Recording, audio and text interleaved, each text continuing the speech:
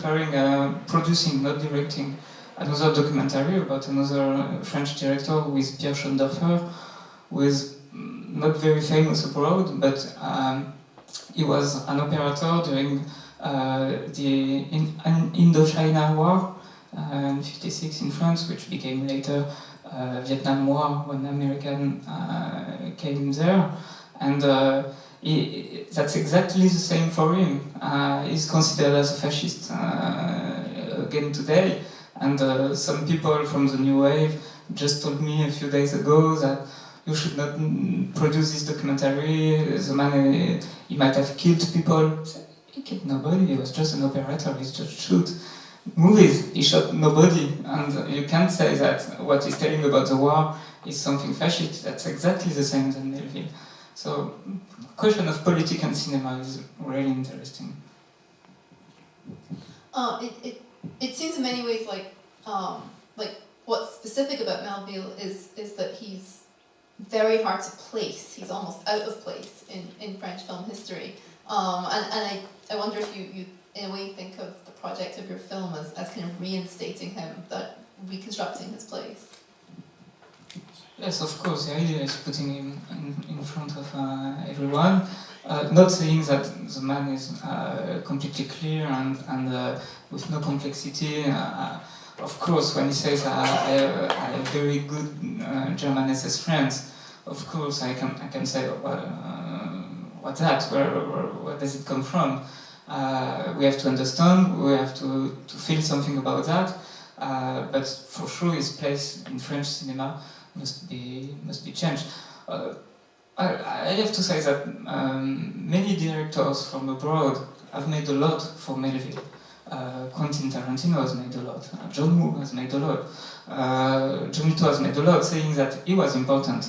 I remember John Woo giving an interview for Le Monde, which is a very important newspaper in France, saying one of my masters is Jean-Pierre Melville, and nobody would never have talked about Melville seeing John Woo's movie, and he did it, and it forced everyone to think about Melville. Yeah, I think I remember John Woo calling him his spiritual hero or some such formulation. And that's something that obviously comes through in the film with your interviews with Johnny To and others. I mean, do you think that one of the importances of Melville is how he asks us to think about global cinema?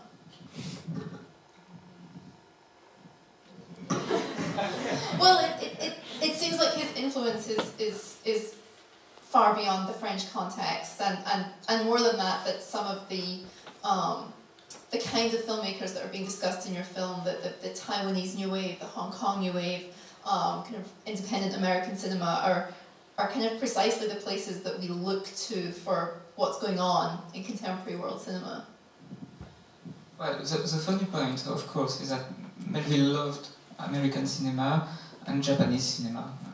He loved Kurosawa, he loved Mizoguchi, and that's funny to see how people today coming from those countries like his cinema and are inspired by his cinema when himself has been inspired. But the documentary you've seen have been presented in Asia, for an example. It's been in Japan, it's been in Taiwan, it will be in 2 weeks in Beijing. So it has a wide audience in Asia, for sure, and I'm very glad about that. And also in Italy, I can't exactly tell why. Maybe used to like Italian cinema, but I was not that sure that Italian people used to like him so much. And in fact, they have writing books about Melville more than in France. So it's very interesting, and it's been screened in Bologna and Torino also. So, I think the audience of Melville for sure was in Asia. I met people in Taiwan who knew better Melville than many people in France. I saw crowded places asking questions about his life, very precise things that nobody ever asked me in France. So that's very nice. And well, Alain Delon, who is one of Melville's favorite actors, is mocked in France a little because he always says Alain Delon is a star in Japan, but actually he is. But he is because of Melville mostly. I must say that. Who would mock Alain Delon? What's wrong with these people? Maybe we could open up the questions to the audience. Yes, before mostly a question on fascism, on which I would have my second question. Maybe I have not really, well, certainly I have not really picked up the exact date of data about Melville's biography at the time of Dunkirk. If I picked up correctly, from Dunkirk he was first evacuated to England, and then why he returned to France. So this is not really making him such a big hero, because he returned back to England only 4 years later, in 43. What happened in between? Okay, so if this is correct, then this is. You are correct. You are correct.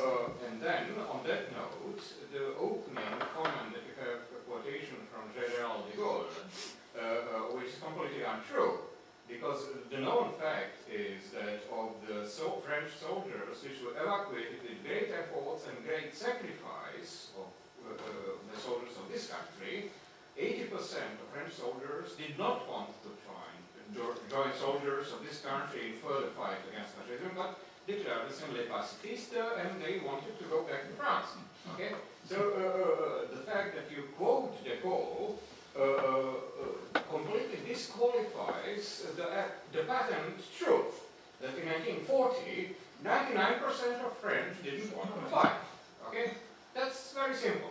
No, you're right about that. Okay, and so furthermore, when the French 69, moving to my second question because it actually answers this, when you speak of accusations of Melville that he was a fascist, of course, nobody ever claimed that he was a member of the fascist forces, because he was obviously not, pending to unknowns between 1940 and 43. Okay? But then the accusation is really the same as, for instance, at the same time there were accusations about Clint Eastwood being fascist. Okay? So it depends on the definition of fascism. Okay? And now if you stick to the most minimal definition of fascism as being something that is guided by the Führer principle, yes, then Melville's films are full of the Übermensch, yes? So they are par excellence fascist films, yes? But then again, this is the point of view. Okay, let's take the three questions in order. The story is that the French soldiers who were cornered in Dunkirk were taken to the one who could, but have been taken to England. But there were still soldiers when they arrived there. And the French generals decided to move them to another point of France, a little bit on the south, to attack again the German. So they've been taking the boat once to England, to take another boat to come back to France, and fight again, but of course it was already the end of the war and it finished there. But this is the way it happened, so I could not stay there because they were still depending of the état-major of the French forces. This is what happened to many soldiers in Dunkirk, and well, this is the story as it is. Then after the war ended, and Melville was set free from the army, and this is where he joined the resistance. And for a time he stayed in South France with his brother and trying to connect people together, to gather information and to do a few things. And when the Americans arrived in North Africa, the German troops invaded the whole France. The south of France was still free in 42.